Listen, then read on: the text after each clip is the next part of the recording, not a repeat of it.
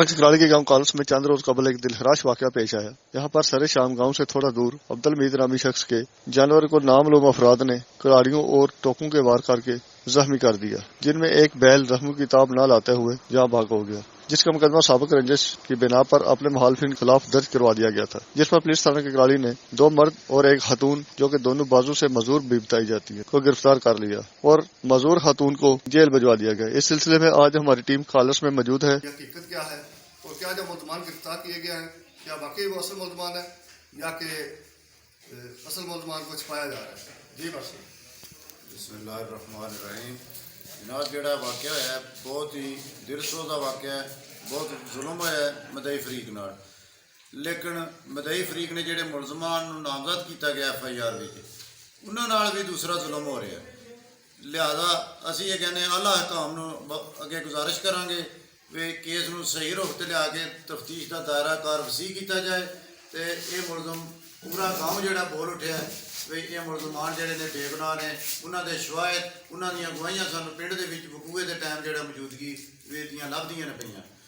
काफ़ी बंदियां ने मस्जिद दे विच खलो के ये शहादतां दित्तियां ने कि मुलजमान ने जिहड़े ये वकूए दे टाइम पिंड मौजूद है।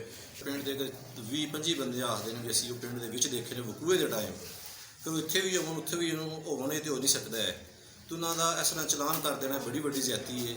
उन्होंने एक औरत है जिहदा एक बाजू कट्टन गया है और एक बाजू का टुटे है और बिल्कुल सेहत के एतबार नाल बिल्कुल कमज़ोर औरत है, तो एडी ज्यादती नहीं होनी चाहिए है। SHO साहब साडे इलाके के वड्डे ने, साडी दरखास्त है उन्होंने अगे भी इस केस का दायरा कार जिहड़ा वो तफ्तीश का उन्होंने थोड़ा वसी करन। उन्हां दी मस्जिद दे विच अल्फन सारे पिंड ने गवाही दी है और पिंड की नुमाइंदा जिहड़े लोग ने वो सारे हुण भी अल्फन तैयार ने उन्हां दी बेगुनाही साबित करने वास्ते।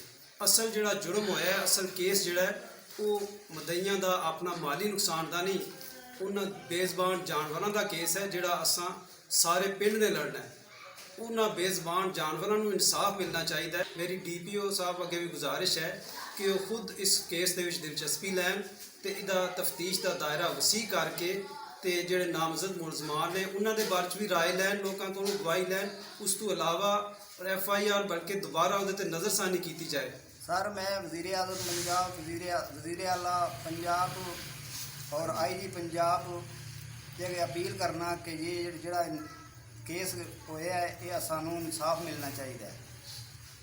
साढ़े नाल बहुत ज्यादती हुई है। हमारे साथ मौजूद हैं मुकदमा के मुद्दई अब्दुर्रहमान साहब, आइए उनसे पूछते हैं कि वो मुलजमान गिरफ्तार मुलजमान के बारे में क्या कहते हैं। जी ਜਿਹੜੇ ਮੁਜਰਮਾਨ ਕੀਤੇ ਗਏ ਨੇ गिरफ्तार ਅਸੀਂ ਸਾਡੀ ਤਰਫੋਂ ਮਤਲਬ ਉਹਨਾਂ ਤੇ ਸਾਡਾ ਇਹ ਹੈ ਵੀ ਕੋਈ ਮਤਲਬ ਸਾਡੀ ਤਰਫੋਂ ਮੈਂ ਸਾਡੇ ਮਾਲ ਮਵੇਸ਼ੀ ਦਾ ਉਹ ਜਿਹੜੇ ਨੇ ਬਈ ਕੋਈ ਚੋਰ ਹੋਈ ਨੇ ਸਾਡੇ ਕੋਈ ਹੋਰ ਬੰਦਾ ਸਾਡੇ ਕਾਗਜ਼ਾਂ 'ਚ ਨਹੀਂ ਹੈ ਵੀ ਉਸ ਨੂੰ ਅਸੀਂ ਨਾ ਮਦਦ ਕਰੀਏ, कोई और ऐसा काम नहीं। और क्या आप समझते हैं कि जो आपने मुकदमा दर्ज करवाया बिल्कुल हकीकत पर मबनी है? अपनी जगह उन्होंने बिल्कुल साझे इमारत के तौर पर कराया है। आप डिक्लेयर करते हैं कि यही आपके मुलज़म हैं? बिल्कुल।